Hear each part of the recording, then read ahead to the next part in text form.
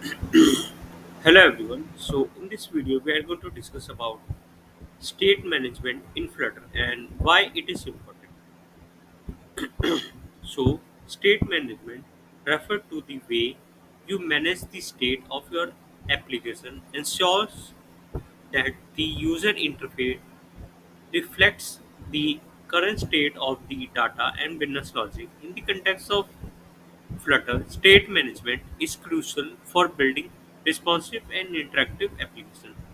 So there are some key points that I have written that I have to discuss.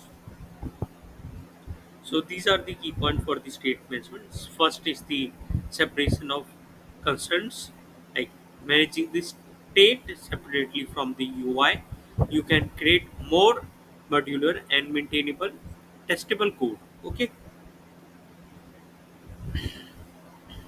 Second will be the constant UI updates. For example, proper state management ensures that the UI is updated constantly and effectively in a responsive to the state changes. Okay, specify the logic.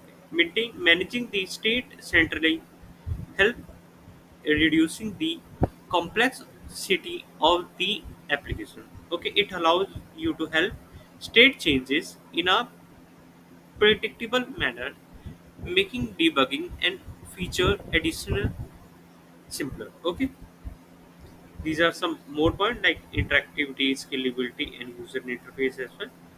And let me discuss some of the common approaches that we can use for the state management. First will be the stat state method. It is used for managing local state within a single widget only. Okay. Second will be the inherited and inherited model. It is these used for promoting state down widget tree. Okay, like from parent to children. They form a foundation of more advanced state management solutions.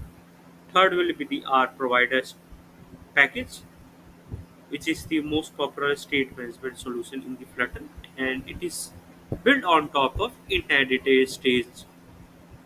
widget and offers a simpler and scalable approach to maintaining the state across the application. Second will be the block, which is also known as the business logic component, a pattern that uses the streams for state management and promoting separation of concern by isolating business logic from the UI. Second, next will be the Redux, and it is a predictable state container inspired by the Redux pattern in the JavaScript.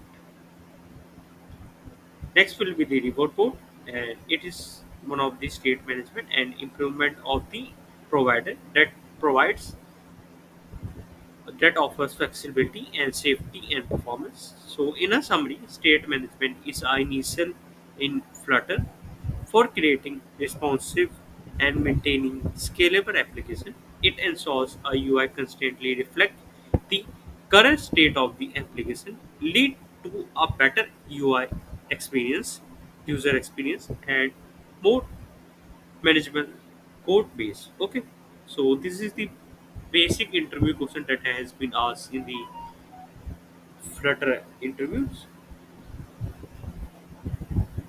Okay, so that's all for this side. Thanks for watching.